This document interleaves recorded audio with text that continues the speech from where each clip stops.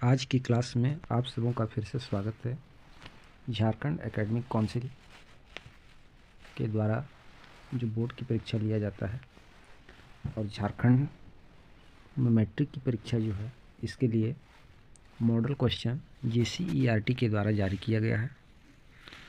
इस मॉडल प्रश्न पत्र का यदि हम लोग अध्ययन कर लेते हैं तो परीक्षा में हम लोग अच्छे अंक प्राप्त कर सकते हैं। सभी विषयों का मॉडल क्वेश्चन आउट हो चुका है। इसकी तैयारी में हम लोग लग जाएंगे और परीक्षा में अच्छे अंकों से परीक्षा को पास करना है। आज हम विज्ञान के प्रश्नों को लेकर आए हैं। 80 प्रश्न में 30 क्वेश्चन ऑब्जेक्टिव होता है। ऑब्जेक्टिव प्रश्नों को देखते हैं, समय मिलने पर सब्जेक्टिव प्रश्नों को भी देखा जाएगा। ये सब निर्देश है, निर्देश भी परीक्षा में पढ़ लीजिएगा, है ना। बहुत सारे निर्देश रहते हैं। अब हम लोग प्रश्न की ओर बढ़ते हैं। दांत का इनेमल किससे बना होता है ना। दांत जो हम लोग का होता है वह किससे बना होता है। तो दांत का enamel calcium hydroxide, calcium oxide, calcium carbonate, calcium hydroxyapatite. तो कैल्शियम तो होता है, ये तो बात सबको जान रहा है, लेकिन दांत में ऑप्शन नंबर डी कैल्शियम हाइड्रोक्सीपाइड पाया जाता है। लोग इस प्रश्न को याद कर लेंगे। नेक्स्ट प्रश्न, 1 बिलियन कुचले हुए अंडों के छिलके के साथ अभिक्रिया करके एक गैस बनाता है जो चूने के पानी को दूधिया कर देता है। इस बिलियन में शामिल है, तो क्या शामिल है। NaCl, HCl, LiCl, KCl। तो क्या शामिल है, HCl हाइड्रोक्लोरिक एसिड शामिल है। नेक्स्ट प्रश्न की ओर हम लोग बढ़ते हैं। एक तत्व ऑक्सीजन के साथ अभिक्रिया करके उच्च गलनांक वाला यौगिक बनाता है। यह यौगिक जल में घुलनशील है। कौन सा तत्व है। कैल्शियम है, सिलिकॉन है, कार्बन है, लोहा है। तो इसका उत्तर होगा कैल्शियम है, Ca, है ना, इसका संकेत होता है। अगला प्रश्न, मानव पुरुषों में यौवन की आयु क्या है। पुरुष की बात कर रहा है ना, महिला की बात नहीं हो रही है, पुरुष की बात हो रही है। 12 से 14, 14 से 16, 8 से 10, 10 से 12। तो यौवन का आरंभ 14 से 16 में प्रारंभ हो जाता है। अगला प्रश्न है, जब हाइड्रोजन सल्फाइड गैस को कॉपर सल्फेट के नीले घोल से गुजारा जाता है तो अवक्षेप का रंग कैसा होता है। तो अवक्षेप का रंग काला हो जाता है ना। ऑप्शन काला हो जाता है, नीला नहीं है। नीला तो घोल खुद है, लाल नहीं होगा, पीला नहीं होगा, तो अवक्षेप काला हो जाएगा। कॉपर सल्फेट है ना, CuSO4 और फिर H2O भी होता है, 5H2O। नेक्स्ट, निम्नलिखित में कौन सा भौतिक परिवर्तन नहीं है। आसुत जल का उबलना, चीनी का कार्मेलाइजेशन, पानी में नमक का विघटन, या इनमें से कोई नहीं। तो छठा का आंसर होगा चीनी का कार्मेलाइजेशन है। नेक्स्ट प्रश्न की, फूल का मादा प्रजनन भाग क्या है। फूल का मादा प्रजनन भाग वर्तिकाग्र, अंडाशय है ना, और वर्तिका है। ये हम लोग याद कर लेंगे। अगला प्रश्न है, मानव नेत्र की फोकस दूरी में परिवर्तन किसके कारण होता है। तो किसके कारण होता है, सिलियरी मांसपेशियों के द्वारा होता है, कॉर्निया, पुतली, आइरिस। तो इसका उत्तर होगा सिलियरी मांसपेशियों के द्वारा होता है। अगला प्रश्न की ओर बढ़ते हैं, आकाश का नीला रंग किसके कारण होता है। प्रकाश चैप्टर से है। प्रकाश का अपवर्तन, प्रकाश का फैलाव, प्रकाश का विवर्तन, या प्रकाश का परिकिरणन। तो इसका ऑप्शन डी सही होगा, प्रकाश का परिकिरणन। लाइट चैप्टर से है, बहुत ही इंपॉर्टेंट क्वेश्चन है। नेक्स्ट प्रश्न की ओर बढ़ते हैं, लेंस की शक्ति -4D डायोप्टर होती है। तो लेंस की प्रकृति क्या है। तो लेंस की प्रकृति हम लोग 4 से भी मतलब नहीं रखेंगे। जब प्लस होता है तो उत्तल है ना, और माइनस है तो अवतल। अब 4 रहे, 3 रहे, 2 रहे, उससे हम लोग को कोई खास मतलब प्रश्न में नहीं है। तो यहाँ माइनस की बात कर दिया तो अवतल होगा, याद रखना। यही कन्फ्यूज होते हैं, अवतल होगा कि उत्तल होगा, अवतल होगा कि उत्तल होगा। तो मिस्टेक से अवतल की जगह में उत्तल लग जाता है, उत्तल की जगह में अवतल लग जाता है। तो ऑप्शन अवतल। नेक्स्ट प्रश्न की ओर हम लोग बढ़ते हैं, मटर में एक शुद्ध लंबे पौधे टीटी, बड़ा टीटी, और एक शुद्ध छोटे पौधे टीटी, छोटे टीटी के साथ संकरित किया जाता है, मिला के एक नया बीज तैयार किया जाता है। F2 पीढ़ी में शुद्ध लंबे पौधे और शुद्ध छोटे पौधे का अनुपात क्या होगा? तो इसका उत्तर होगा 1:1, है ना, 1:1। अगला प्रश्न हम लोग देखते हैं। एक वस्तु अवतल दर्पण के सामने 20 सेंटीमीटर की दूरी पर रखी गई है, जिसकी फोकस दूरी 25 सेंटीमीटर है। वस्तु का आवर्धन क्या है? वीडियो को लंबा ना होने के लिए बहुत ही शॉर्ट में हम लोग चल रहे हैं। 1/f बराबर 1/v माइनस 1/u जो फार्मूला है, इसमें हम लोग बैठाएंगे तो हमारा v का मान निकल जाएगा, और m बराबर क्या होता है? v/u होता है ना। तो ये सारे चीज़ को हम लोग हल जब करेंगे तो इसका उत्तर आएगा b, 5 -5, क्योंकि अवतल दर्पण की बात कर रहा है, प्लस नहीं होगा। अभी पीछे भी क्वेश्चन में हम लोग का आ चुका था, तो अवतल दर्पण की बात हो रहा है तो 5 गुना बढ़ेगा। ये जो प्रश्न है ये लॉन्ग प्रश्न के अंतर्गत भी आता है, ऑब्जेक्टिव में भी दे दिया है, 2 नंबर के क्वेश्चन में भी दे दिया है।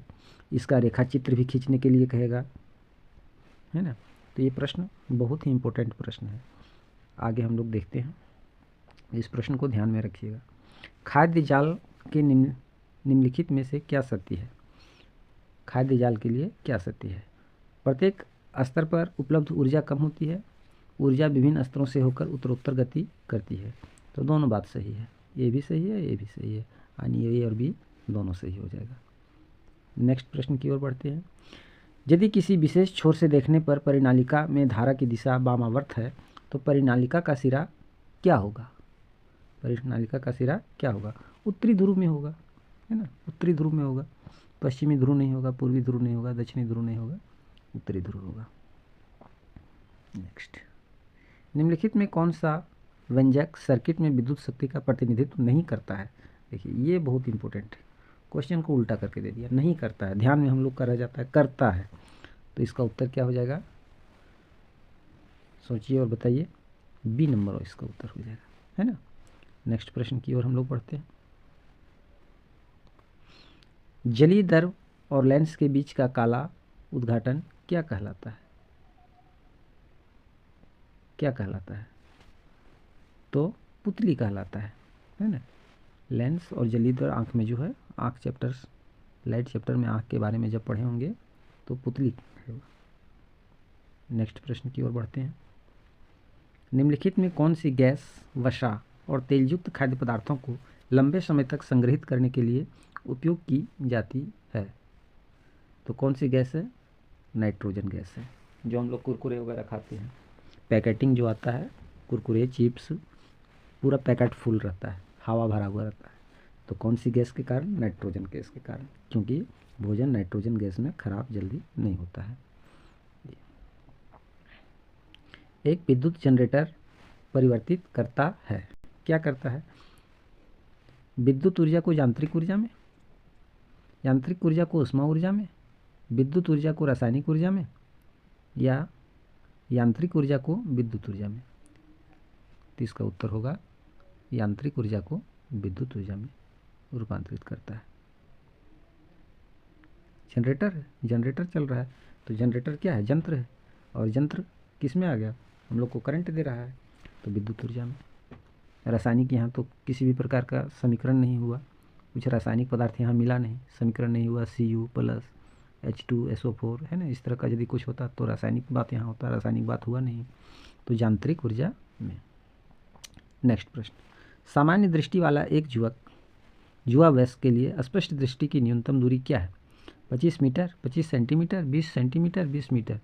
तीस तो क्वेश्चन एक बच्चे से हम लोग पढ़ते आ रहे हैं, 25 सेंटीमीटर, क्लास 7 से ही पढ़ते आ रहे होंगे, बहुत ही आसान प्रश्न है और रिलेटेड प्रश्न है, घुमाने वाला प्रश्न है, ऐसा नहीं कि बहुत हल्का प्रश्न दे दिया है। मानव आँख किसी वस्तु का प्रतिबिंब अपने किस स्थान पे बनाती है? रेटिना पे बनाती है, कॉर्निया पे बनाती है, पुतली पे बनाती है, परितालिका पे बनाती है। तो कहाँ बनाती है? तो मानव नेत्र में जब भी प्रतिबिंब बनता है तो आर रेटिना पे बनता है ना। उत्तल आँख में उत्तल लेंस लगा हुआ रहता है ना। तो इस तरह हम लोग चित्र के द्वारा भी हम लोग समझ चुके हैं रेटिना। नेक्स्ट प्रश्न की ओर हम लोग बढ़ते हैं। निम्नलिखित में कौन सा उत्पादक का उदाहरण है? घास, सूर्य की ओस वाला पौधा, गाय या जीवाणु? क्या होगा इसका आंसर? घास। उत्पादक घास है ना। नेक्स्ट प्रश्न की ओर बढ़ते हैं। पौधे से परिपक्व पत्तियों और फलों का गिरना क्या क्या है? किसके कारण होता है? तो एब्सिक अम्ल के कारण होता है। एब्सिक अम्ल के कारण होता है। नेक्स्ट प्रश्न की ओर बढ़ते हैं। शरीर का वह भाग जो तंत्रिका भाग से भेजे गए निर्देशों पर प्रतिक्रिया करता है उसे क्या कहते हैं? उसे प्रभावक कहते हैं। क्या कहते हैं? प्रभावक कहते हैं, है ना। नेक्स्ट प्रश्न की ओर बढ़ते हैं। कौन सा रेफ्रिजरेटर ओजोन परत के क्षरण के लिए जिम्मेदार है? यह प्रश्न सबों को जानकारी होगा। CFC, है ना। सभी लोग इसके आंसर को आसानी से जानते होंगे, जो विज्ञान किताब को पढ़े हैं, ट्यूशन वगैरह पढ़े हैं, बढ़िया से आराम से जानते होंगे। CFC। निम्नलिखित में कौन जल के साथ अधिक अभिक्रियाशील है? यह भी प्रश्न जो है क्लास 7-8 से ही रिलेटेड है। सोडियम, है ना। सोडियम जो है जल के साथ तीव्र से अभिक्रिया करता है और आग लगा देता है। और इसका उपयोग जादूगर लोग भी करते हैं। कागज़ का टुकड़ा रख लेगा और उसी के अंदर सोडियम छुपा देगा और पानी की छींटे मारेगा तो आग लग जाएगा, है ना। तो कहेगा कि यह जादू के द्वारा किया, मंत्र की शक्तियों के द्वारा किया। तो सोडियम, और सोडियम को इसीलिए केरोसिन के तेल में डुबा के रखा जाता है ना। बहुत ही अभिक्रियाशील धातु है और इसे चाकू से काटा भी जाता है। बहुत सारे प्रश्न बनते हैं सोडियम से, तो सोडियम को एक बार समझ लीजिएगा। यौगिक CH3 CH2 CHO का नाम क्या है? तो प्रोपेनल है ना। जो हाइड्रोकार्बन चैप्टर पढ़ेंगे तो इसमें आप लोग पढ़ेंगे प्रोपेनल। नेक्स्ट प्रश्न की ओर हम लोग पढ़ते हैं। अभिक्रिया C6H12O6 प्लस 6O2 क्या हुआ? रासायनिक अभिक्रिया हुआ। CO2 प्लस H2O प्लस ऊर्जा की पहचान करता है। तो क्या किया इसमें? क्या हुआ? उष्मा क्षेपीय अभिक्रिया हुआ। उष्मा उत्पन्न किया, है ना। उष्मा उत्पन्न किया तो उष्मा क्षेपीय अभिक्रिया हुआ, ऊर्जा बनाया। चलिए आगे, नेक्स्ट हम लोग आगे बढ़ते हैं। एक न्यूरॉन के भीतर सूचना कैसे प्रवाहित होती है? कैसे प्रवाहित होती है? तो डेंड्राइट, कोशिका शरीर, अक्षतंतु और तंत्रिका तंत्र, इसी के द्वारा ये सीरियल नंबर है ना। याद रखेंगे, भूलना। चलिए नेक्स्ट प्रश्न की ओर बढ़ते हैं। 3 R जो हमें दीर्घकालीन उपयोग की प्रकृति संसाधनों के संरक्षण में मदद करेंगे, वे क्या हैं? 3R के बारे में हम लोग पढ़ चुके हैं, है ना। 3R क्या है? तो इसका उत्तर होगा D नंबर, कम करना, पुनर्चक्रण और पुनरुपयोग, है ना। थोड़ा इसको इंग्लिश में हम लोग देख लेंगे क्या बोला जाता है इसको। रिड्यूज, रिसाइकल और रीयूज, है ना। ये जो ऑप्शन है D 3R के बारे में हम लोग को बताता है। 3R बहुत इंपॉर्टेंट है। नेक्स्ट प्रश्न की ओर बढ़ते हैं। रंध्र छिद्र का खुलना और बंद होना इस पर निर्भर करता है। किस पर निर्भर करता है? तो द्वार कोशिकाओं में जल के द्वारा, है ना। ऑप्शन नंबर C इसका सही जवाब होगा। इस तरह हम लोग 30 ऑब्जेक्टिव प्रश्न को देख चुके हैं। आगे भी कुछ और प्रश्न है। वीडियो लंबा हो जा रहा है, इसलिए आज यहीं वीडियो हम लोग कट कर रहे हैं। आगे की वीडियो में इन सारे प्रश्नों को भी देखेंगे। वीडियो में बने रहने के लिए धन्यवाद, है ना। नेक्स्ट वीडियो में इसका आगे की प्रश्नों को भी देखेंगे। जरा प्रश्न को देख लिया जाए। बहुत ही हल्का प्रश्न है। थोड़ा आगे हम बढ़ा देते हैं, आप लोग भी अपना तैयारी कर लीजिएगा प्रश्न को देखते हुए। बहुत ही अच्छा प्रश्न है। कार्बन के 2 रूप, है ना। मानव मस्तिष्क, बहुत अच्छा प्रश्न है। अभिक्रिया देखिए, फिर हाइड्रोकार्बन के बारे में आ गया है। प्रोपेन, प्रोपेनॉल, है ना। ये सब ऑक्सीजन, ऑक्सीजन युक्त, ऑक्सीजन रहित, 3 नंबर का जो प्रश्न है उसको भी ज़रा देख लीजिए क्या है। प्रश्न एकदम अच्छा है। चुंबक है ना, विरोधाभास उत्पन्न करता है, क्या कहलाएगा।